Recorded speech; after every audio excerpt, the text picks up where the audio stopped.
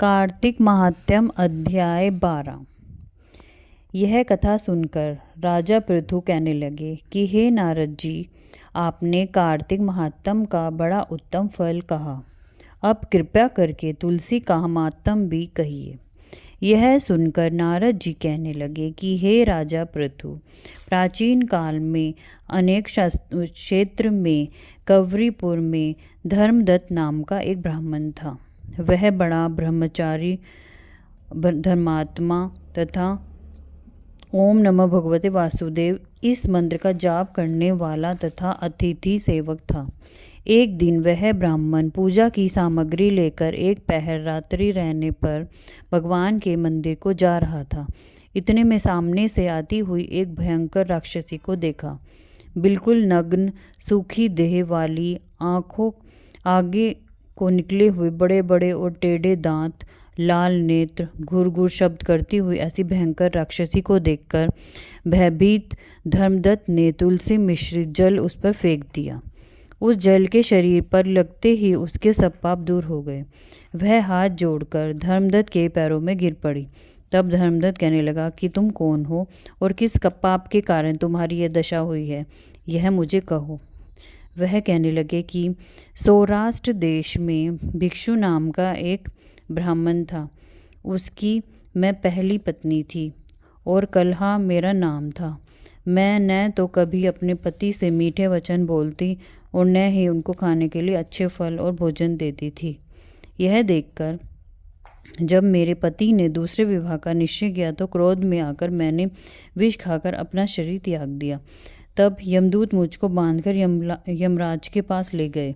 तत्पश्चात यमराज को चित्रगुप्त मेरे अच्छे तथा बुरे कर्मों को बताते हुए बोले कि हे महाराज, इतने कभी कोई शुभ कर्म नहीं किया है, सदैव अपने पति के साथ द्वेष करती रही।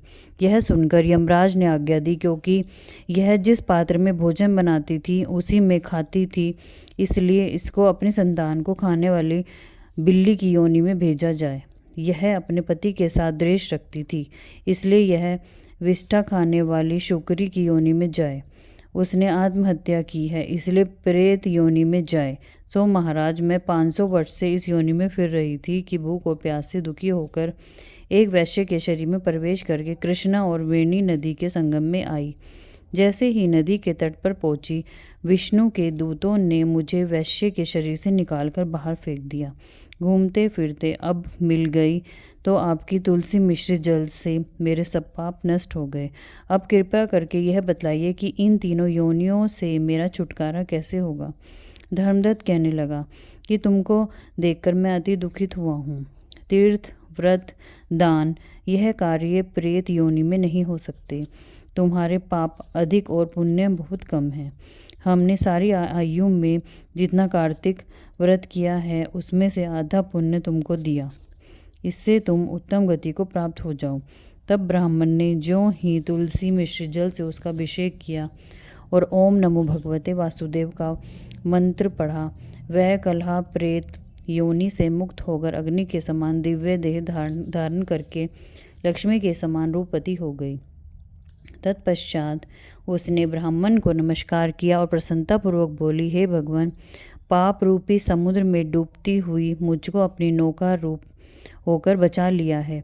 उसी समय भगवान विष्णु के दूत पुण्यशील तथा सुशील वहां आ गए और उसने विमान पर बिठाकर बैकुंठ को ले जाते हुए धर्मदत्त से बोले, हे ब्राह्मण, तुम धन्य हो जो सदैव भगवान की भक्ति में लगे रहते हो।